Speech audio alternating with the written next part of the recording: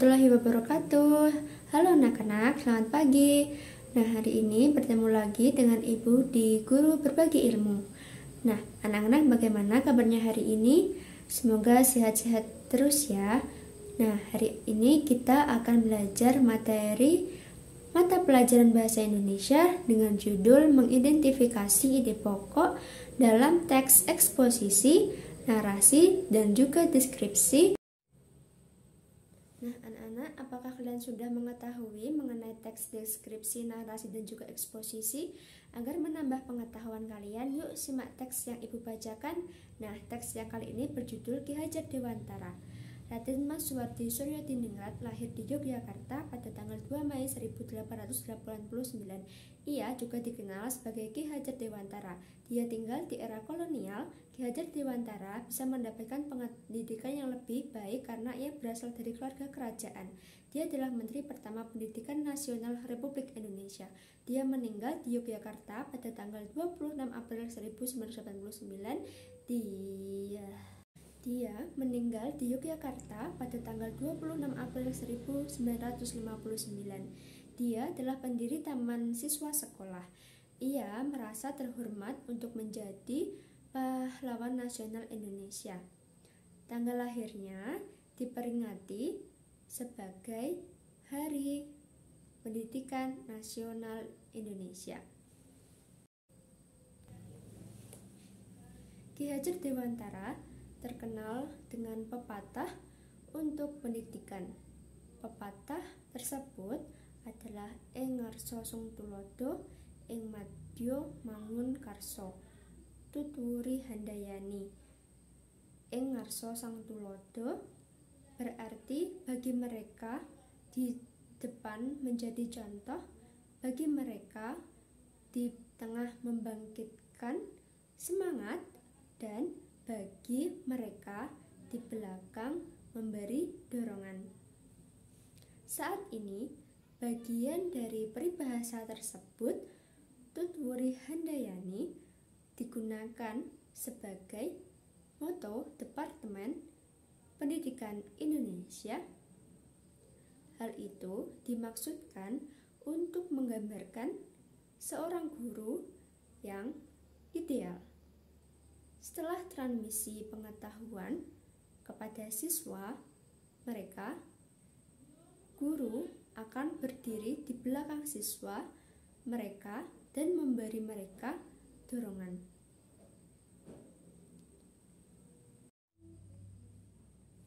Nah, anak-anak, coba tebak teks yang Ibu bacakan tadi kira-kira teks apa ya? Apa? Iya, betul, teks deskripsi. Nah, sekarang tahukah kamu apa yang dimaksud dengan teks deskripsi? Yuk kita belajar bersama-sama. Iya, teks deskripsi terdiri dari dua kata, yaitu teks dan juga deskripsi. Teks yang berarti rangkaian kata atau kalimat yang memiliki struktur dan tata bahasa tertentu, serta bisa disusun secara lisan maupun tulisan. Tujuannya untuk menyampaikan informasi, menjelaskan sesuatu, atau mengungkapkan makna. Nah, sedangkan menurut KBBI atau Kamus Besar Bahasa Indonesia, yang dimaksudkan dengan deskripsi adalah pemaparan atau penggambaran dengan kata-kata secara jelas dan terperinci. Hal yang akan dideskripsikan disebut dengan objek. Adapun objek yang digambarkan dalam teks deskripsi merupakan objek yang bisa ditangkap oleh panca indera kita. Adapun pengertian lain dari deskripsi adalah jenis tulisan yang menggambarkan atau menjelaskan tentang suatu hal, objek, atau keadaan tertentu. Nah, deskripsi juga bisa diartikan sebagai kaidah pengolahan data menjadi suatu yang bisa diutarakan dengan jelas dan tepat, agar mudah untuk dipahami oleh orang lain. Nah, jadi teks deskripsi adalah teks yang berisi penggambaran suatu objek, baik makhluk hidup, benda, tempat, atau peristiwa secara terperinci, sehingga pembaca seolah-olah melihat, mendengar, merasakan, atau mengalami sendiri hal yang dideskripsikan oleh penulis. Nah, oleh karena itu, ketika membaca teks deskripsi, pilihlah objek-objek yang juga bisa dibayangkan oleh pembaca ya. Nah, kasih contoh dong Bu, objek yang bisa di teks deskripsi. Nah, untuk teks deskripsi yang menggambarkan objek makhluk hidup, kamu bisa mendeskripsikan orang tua, sahabat, hewan, tumbuhan, atau idolamu. Nah, sementara untuk benda, kamu bisa mendeskripsikan alat musik, laptop, kendaraan, dan sebagainya. Anak-anak, selain kalian bisa mendeskripsikan makhluk hidup, kalian juga bisa mendeskripsikan tempat dan juga peristiwa seperti kamar, rumah adat, gunung, pantai, bencana banjir, demonstrasi, maupun pentas seni. Gimana? Sudah gak bingung lagi dong mau pilih objek apa yang dideskripsikan?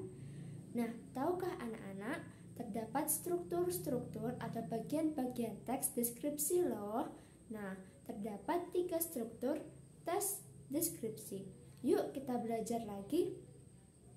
Nah, struktur teks deskripsi itu ada 3. Yang pertama, identifikasi. Nah, struktur identifikasi adalah bagian awal dari teks deskripsi yang berisi pengenalan nama objek, makna nama, lokasi, sejarah lahirnya, atau gambaran umum lainnya tentang objek yang dideskripsikan. Misalnya, kamu memiliki objek pantai. Kamu bisa menginformasikan nama, lokasi dari pantai tersebut. Kamu dapat menuliskan betapa terkenalnya pantai itu. Yang kedua, yaitu bagian deskripsi. Nah, struktur deskripsi yang kedua yaitu bagian. Bagian adalah gambaran rinci dari sudut pandang penulis tentang suatu objek. Penulis menggambarkan apa yang telah ia lihat, dengar, dan rasakan selama mengamati objek pilihannya. Jadi, pada bagian ini, penulis bisa menggambarkan tiap bagian yang ada di objeknya.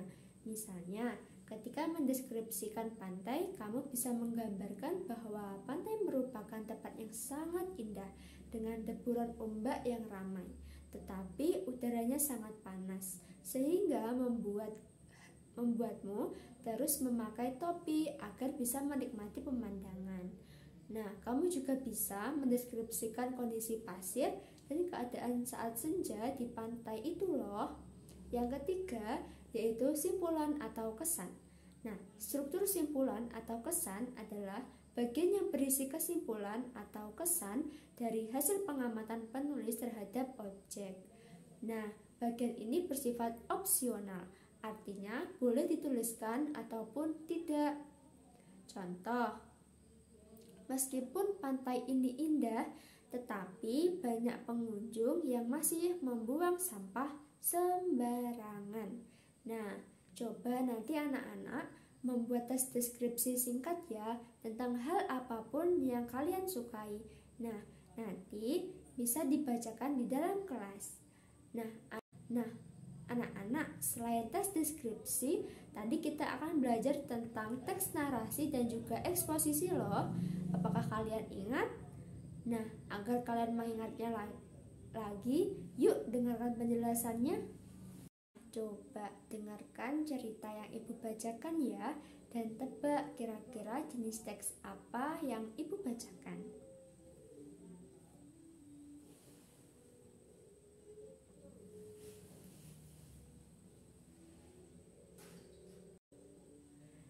Hari ini cuaca di sekolah Ana sangat panas dan sinar matahari bersinar sangat terik. Semua anak-anak tampak lesu karena siang ini mereka harus mengikuti pelajaran olahraga. Saat sedang mengambil pakaian olahraga dari dalam loker, tiba-tiba teman Ana, yakni Rara dan juga Caca mendekatinya dan membisikkan sesuatu. Ana, ngapain sih ambil seragam olahraga? Mending kita pura-pura sakit aja yuk, biar bisa bolos pelajaran, bisik Rara. Iya, cuacanya panas banget loh. Aku malah kalau nanti keringetan banyak. Ih, pasti lengket banget. timpal Caca. Ana menghela nafas lalu menggeleng tegas. Guys, gak boleh gitu dong. Pak Guru aja semangat loh buat ngajar kita. Biarpun cuacanya panas gini, masa muridnya malah lesu gitu? Lagi pula nanti kalau kalian beneran sakit gimana? Mendengar ucapan Ana, Caca dan Rara merasa kesal. Mereka lalu meninggalkan Ana. Dasar gak asik, teriak Caca. Akhirnya pelajaran pun dimulai. Anak-anak yang mengikuti pelajaran olahraga membentuk beberapa tim basket dan saling bertanding. Dengan bersemangat, Ana mendribel, mengoper, dan melakukan tembakan ke ring basket. Ia berhasil mencetak poin, sehingga timnya menang. Guru dan teman-temannya pun memuji kemampuannya. Caca dan Rara yang melihat hal itu dari kejauhan merasa malu, sehingga bertekad menjadi siswa yang jujur dan mengikuti pembelajaran dengan bersemangat seperti Ana. Nah, anak-anak, coba sekarang kalian tebak jenis teks apa sih yang Ibu bacakan tadi? Apa? Iya, benar sekali. Teks yang Ibu bacakan tadi merupakan suatu jenis teks narasi. Nah, anak-anak sudah tahu belum apa sih pengertian dari teks narasi? Nah, teks narasi adalah karangan cerita yang disusun sesuai urutan waktu kejadian. Peristiwa yang diceritakan dalam teks narasi bisa benar-benar terjadi atau imajinasi dari penulis. Nah, tujuan utama teks narasi itu untuk menghibur pembaca melalui pengalaman estetis. Nah, teks narasi ini muncul dalam karya fiksi dan non-fiksi.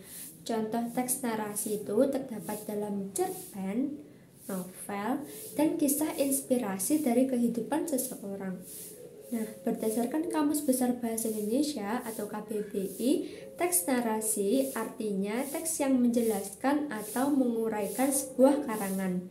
Nah, arti lain dari teks narasi yaitu prosa yang subjeknya berupa rangkaian kejadian.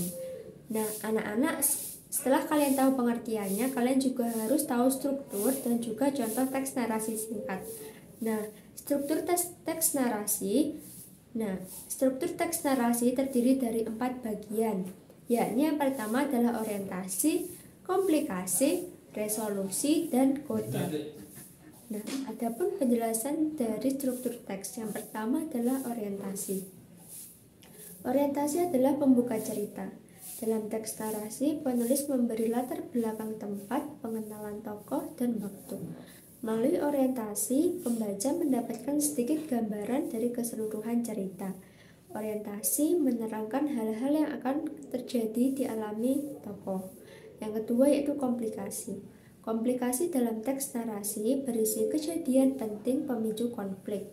Nah, penulis memasukkan konflik antar tokoh, penyebab peristiwa terjadi, hingga penyelesaian konflik. Adanya komplikasi membuat cerita lebih menarik. Yang ketiga yaitu resolusi. Struktur narasi ketiga adalah resolusi, di mana penyelesaian mulai terlihat. Resolusi menjelaskan akhir dari sebuah konflik. Adanya resolusi, pembaca menunggu akhir cerita. Yang keempat adalah kode atau reorientasi. Nah, bagian terakhir dalam struktur narasi ini adalah kode. Reorientasi atau kode berisi amanat dan pesan moral yang disampaikan oleh penulis. Kode umumnya menjadi penutup cerita. Kode sifatnya opsional atau tidak wajib ada dalam teks narasi. Nah, setelah kalian mengetahui pengertian dan juga struktur teksnya, yuk kita dengarkan contoh teks narasi singkat.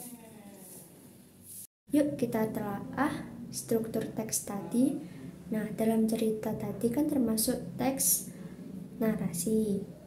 Nah, teks tersebut terdiri dari 4 struktur. Yang pertama adalah orientasi. Jadi, orientasi pada teks yang pertama itu pada paragraf pertama, yakni ketika cuaca sangat panas dan juga anak-anak kelihatan lesu karena harus ikut pelajaran olahraga. Yang bagian kedua yaitu komplikasi. Adapun ceritanya adalah ketika Rara dan Caca ngajakin Ana buat pura-pura sakit, tapi Ana menolaknya dan berakhir ketika Caca bilang Ana ini enggak asik. Nah, yang ketiga adalah resolusi. Pada bagian resolusi ini ceritanya adalah Ana bermain basket dengan bersemangat dan berhasil mencetak poin sehingga dipuji oleh teman-teman dan juga gurunya. Dan terakhir adalah kode. Pada bagian kode adalah Caca dan Rara sadar sama kesalahannya dan berniat membuat meniru perbuatan Ana. Nah, setelah kalian tahu tentang anak-anak, setelah kalian mempelajari teks deskripsi dan juga teks narasi, kita akan belajar lagi. Nah, kali ini kita akan belajar tentang teks eksposisi. Nah, kalian sudah tahu belum apa sih teks eksposisi? Nah, sebelum ke pembahasan pengertian dan juga strukturnya, kita harus tahu dulu cerita tentang teks eksposisi. Nah, kali ini Ibu akan mendengarkan contoh teks eksposisi berjudul COVID-19.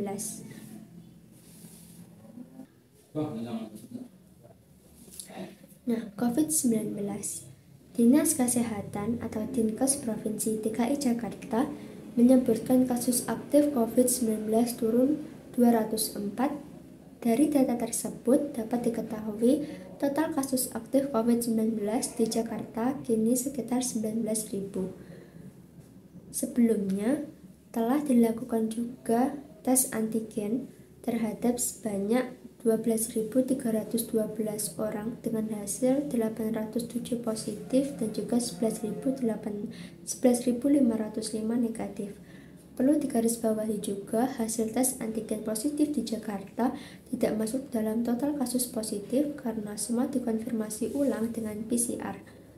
Saat ini, positivity rate di Jakarta kembali melewati standar Organisasi Kesehatan Dunia atau WHO.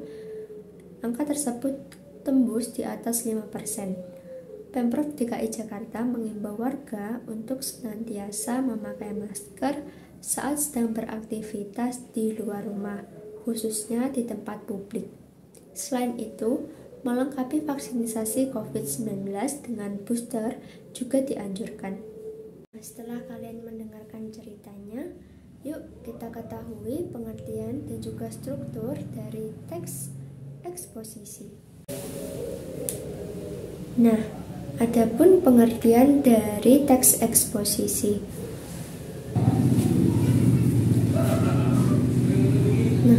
Pengertian dari teks eksposisi.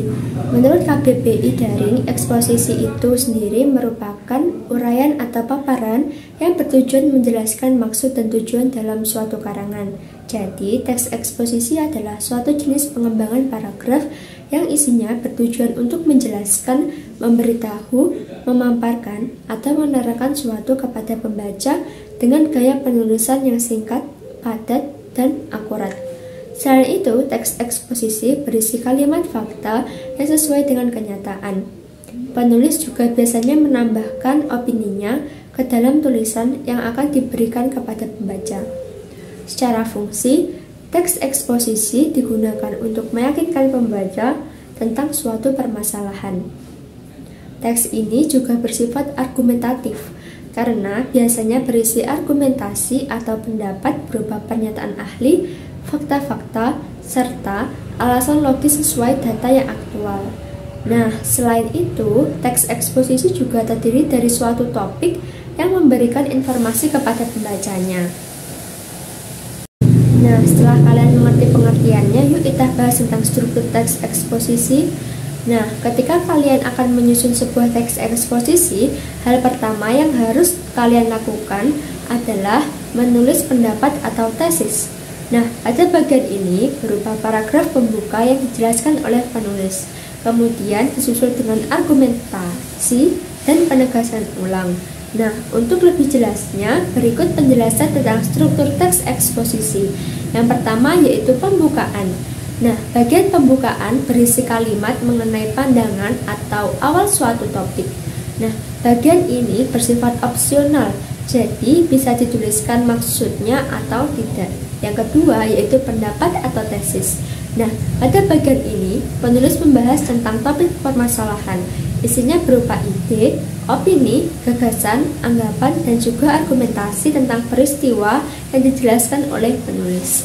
Yang ketiga yaitu argumen. Penulis mencantumkan bukti yang dapat mendukung dan memperkuat tesisnya. Ketika menulis argumen, teks tidak hanya terdiri dari suatu posisi saja, karena pada bagian ini penulis membutuhkan data, hasil temuan, fakta-fakta, dan juga pernyataan yang dapat menunjang pendapatnya. Nah, adapun ciri-ciri kalimat argumentasi sebagai berikut. Yang pertama, mengandung ide pokok, gagasan, point of view, dan pendapat dari ahli. Yang kedua, berisi data resmi yang sesuai dengan fakta di lapangan, objektif, dan merupakan hasil riset dari para ahli. Yang ketiga, terdapat perumusan masalah yang logis dan kritis. Yang keempat, ada kesimpulan dan juga solusi permasalahan. Nah, struktur yang terakhir adalah penegasan ulang. Nah, penegasan ulang bisa berupa pendapat atau juga disebut juga dengan paragraf penutup. Nah, pada bagian ini, penulis menekankan paragraf argumen sebelumnya, kemudian juga menambah rekomendasi serta saran untuk mengakhiri teksnya. Terdiri dari pembukaan, pendapat atau narasi, argumentasi, dan juga penegasan ulang. Nah, anak-anak, setelah kalian mengetahui pengertian dan juga struktur teks eksposisi, nah sekarang kita coba menelaah struktur teks eksposisi pada sebuah teks ya. Nah, kali ini kita menelaah suatu struktur teks dari contoh teks eksposisi yang berjudul COVID-19. Nah, kalian bisa melihat teksnya di papan ya.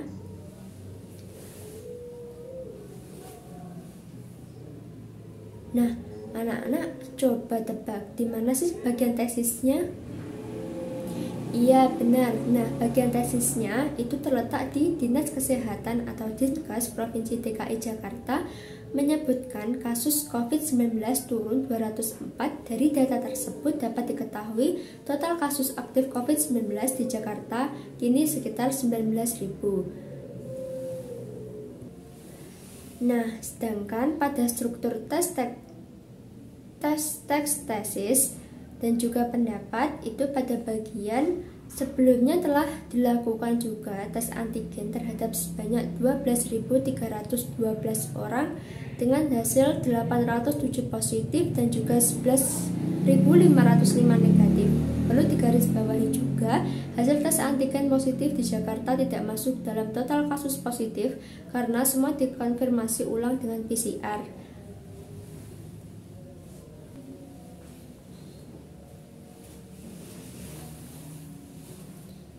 Nah, sedangkan pada struktur teks bagian penegasan ulang terletak pada kalimat yang berbunyi positivity rate di Jakarta kembali melewati standar Organisasi Kesehatan Dunia atau WHO. Angka tersebut tembus di atas 5%. Pemprov DKI Jakarta mengimbau warga untuk senantiasa memakai masker saat sedang beraktivitas di luar rumah, khususnya di tempat publik. Selain itu, melengkapi vaksinasi COVID-19 dengan booster juga dianjurkan.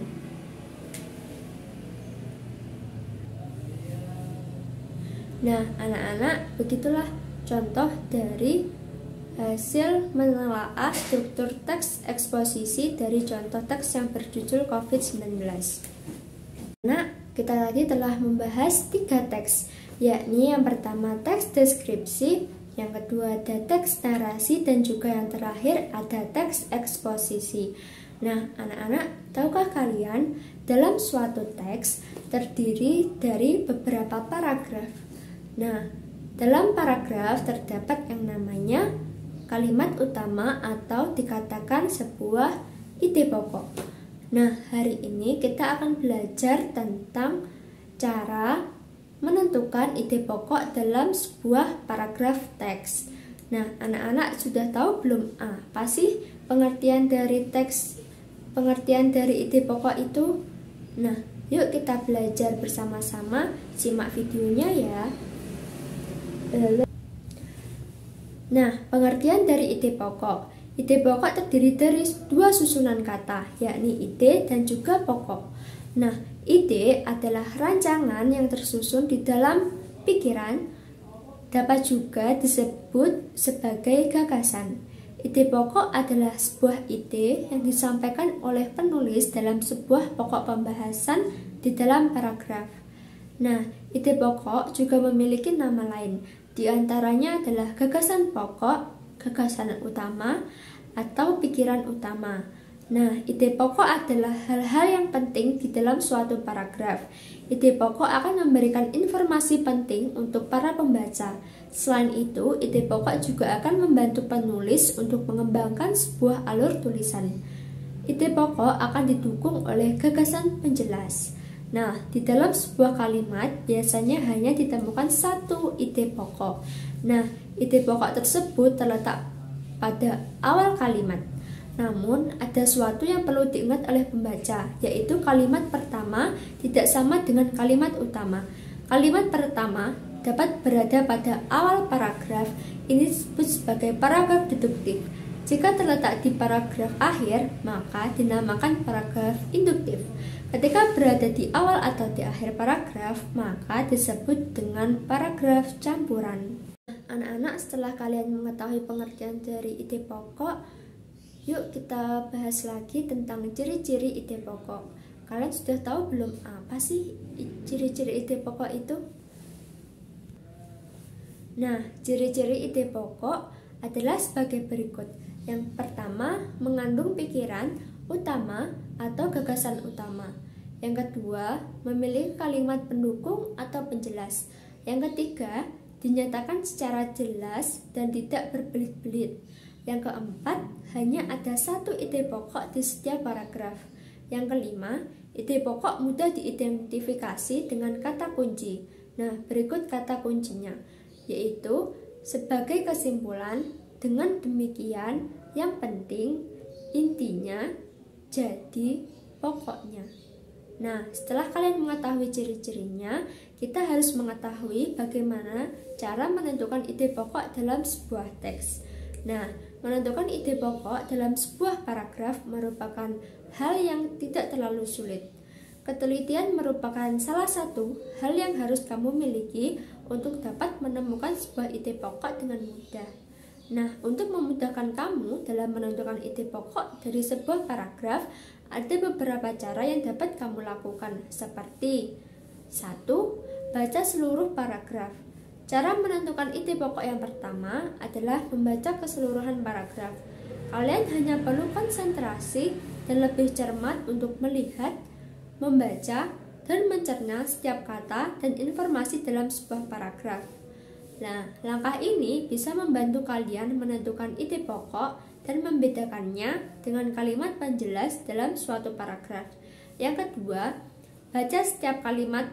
Cara menentukan ide pokok kedua adalah memahami dan juga membaca setiap kalimat dalam suatu bacaan atau tulisan. Karena setiap paragraf terdiri dari beberapa kalimat dan ide pokok bisa terletak di akhir, di awal, atau di awal dan di akhir paragraf. Jadi, kalian harus membaca dan juga memahami setiap kalimat dalam paragraf.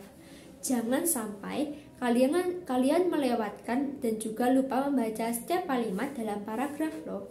Yang ketiga, pisahkan kalimat utama dari kalimat penjelas. Cara menentukan ide pokok yang ketiga ini adalah membedakan antara kalimat utama dan kalimat penjelas dalam suatu paragraf. Kalimat utama dalam sebuah paragraf biasanya diikuti atau diawali oleh kalimat penjelas. Nah, kalian harus bisa membedakan antara kalimat utama dan juga kalimat penjelas dengan cara memperhatikan ciri-cirinya. Nah, kalimat penjelas adalah sebuah kalimat yang berisi contoh, bukti, atau rincian khusus. Setelah kalian bisa membedakan antara kalimat penjelas dan juga kalimat utama, kalian akan mendapatkan ide pokok dengan mudah pada kalimat utama. Yang keempat, tandai info penting. Cara menentukan ide pokok keempat ini adalah menandai info penting yang tertera pada setiap kalimat maupun paragraf. kalian bisa menandai beberapa kata yang menarik dan cukup jelas menyampaikan informasi dari penulis. Jika info penting itu berada pada 2 kalimat atau lebih, coba seleksi dan juga pertimbangkan kembali kalimat tersebut. Melalui cara ini, kalian bisa mendapatkan ide pokok yang benar. Yang kelima, kalimat penjelas bersifat pendukung. Cara menentukan ide pokok kelima ini adalah mengenali kalimat penjelas dalam suatu paragraf bersifat sebagai pendukung. Jika kalian masih kesulitan mengenali kalimat penjelas, kalian bisa memperhatikan penggunaan kata yang berulang. Karena biasanya penggunaan kata yang berulang ini berfungsi menjelaskan kalimat sebelum atau sesudahnya. Kalian bisa memilih kalimat penjelasan ini dengan membayangkan ketika kalimat itu berdiri sendiri. Bila kalimat penjelas berdiri sendiri, maka kalimat ini tidak bisa digunakan sebagai ide pokok. Karena itu, kamu bisa menggunakan cara ini untuk membedakan kalimat penjelas dan juga mencari ide pokok dalam sebuah paragraf. Nah, yang keempat adalah simpulkan isi paragraf. Cara menentukan ide pokok keenam adalah menarik kesimpulan dari isi sebuah paragraf. Karena itu, pembaca sebuah paragraf dan menyimpulkannya akan membantu mencari dan juga menentukan ide pokok. Yang terakhir, menandai ide pokok. Cara menentukan ide pokok yang ketujuh adalah menandai ide pokok dalam setiap paragraf dari sebuah tulisan secara keseluruhan. Kalian bisa melakukannya dengan menggabungkan bagian akhir dan juga awal kalimat dari suatu paragraf. Ide pokok jenis ini biasa disebut dengan ide pokok campuran. Kalimat bisa menentukan ide pokok campuran yang diketahui dari kalimat awal yang bersifat utama, sedangkan pada akhir kalimat paragraf bersifat menyimpulkan paragraf. Setelah kalian menemukan ide pokok dari sebuah paragraf, kalian bisa langsung menandainya supaya tidak lupa ketika membaca paragraf berikutnya. Nah, setelah kita belajar tentang cara menentukan ide pokok dalam suatu paragraf, yuk dengarkan contoh soal berikut ini. Nah, kali ini teksnya berjudul menyulap barang bekas jadi hasil karya. Daur ulang adalah kegiatan mengolah kembali barang-barang yang tidak terpakai menjadi karya yang baru. Barang bekas yang dapat didaur ulang diantaranya botol minuman, koran, dan kain perca. Daur ulang dilakukan untuk mencegah banyaknya barang yang dibuang percuma. Banyak manfaat dari kegiatan mendaur ulang barang bekas. Salah satunya bisa meningkatkan pendapatan. Barang-barang kerajinan tangan hasil daur ulang bisa kita jual. Nah, selain itu, kegiatan daur ulang barang bekas bisa menjadi kegiatan yang bermanfaat untuk anak-anak. Barang bekas yang bisa didaur ulang oleh anak-anak, misalnya koran bekas. Nah, cara mendaur ulang koran bekas cukup mudah, yaitu dengan merendam kertas koran yang sudah disobek ke dalam ember berisi air selama sehari semalam. Kemudian, koran tersebut diblender dan diaduk dengan lem.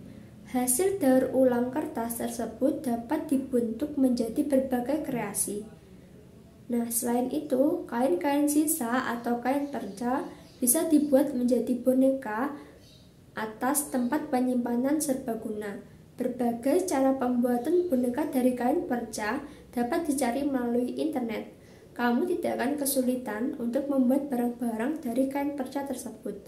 Nah, coba sekarang anak-anak analisis ya ide pokoknya pada paragraf yang keberapa. Nah,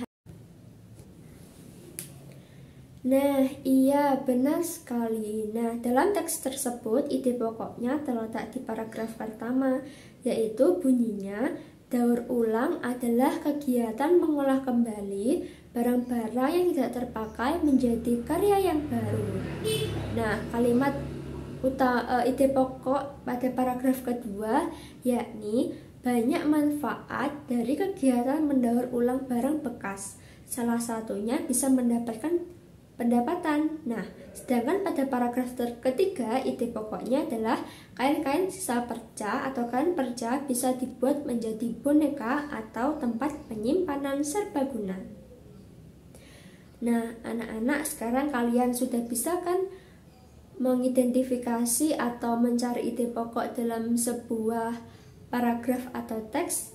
Nah, nanti pada bagian akhir kita akan belajar lagi ya bagaimana sih menentukan ide pokok dalam paragraf itu. Nah, kali ini paragraf di atas mempunyai kalimat utama mengatur pola minum air, itu ternyata sangat penting.